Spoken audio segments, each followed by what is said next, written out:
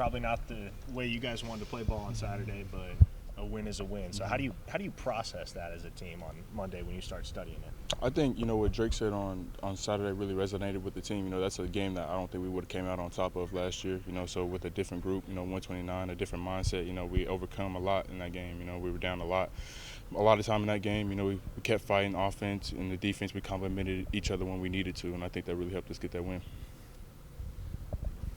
Gentry, you've been just dealing with stuff all year, it feels like. How are you feeling just your body right now?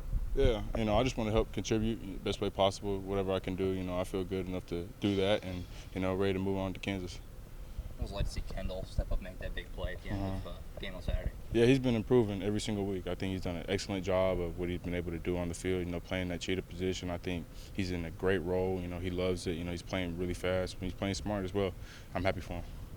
What do you do when a guy like Woody lets a guy get behind him and it goes for a long touchdown? What do you do as a teammate to just pick a teammate up after that? Just remind him of who he is. Woody's probably the best corner, in the Big 12. He keeps playing. He plays very hard. He does a very good job of what he does. And I think Woody, he has a really, really good short-term memory. And I don't think that really fazed him much because of how good he's been. I think he has a mindset to keep pushing forward.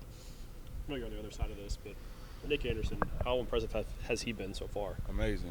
I think he really took the opportunity, all starting with Tulsa. I think, was it 3 touchdowns, 3 catches? Like, that's amazing. They call him Randy Moss around here now. So, yeah, he's been doing great. I'm really happy for him and all the work he's put in.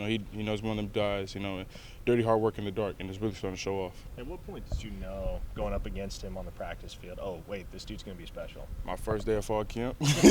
Yeah, my first day of fall camp, he was introduced me to OU football. So I've been he's pretty talented. Yeah. Kansas has a lot of speed. Talk about them on offense and what you see out of them. A great offense. They have a really good head coach, and Coach Leipold. They do a lot of great things. We're excited, to get this challenge. They've had a really good success, lately. They do really good things on offense with their formations and just the way they attack defenses. I think they've done a great job. So they do have a lot of offense they throw at you? They do.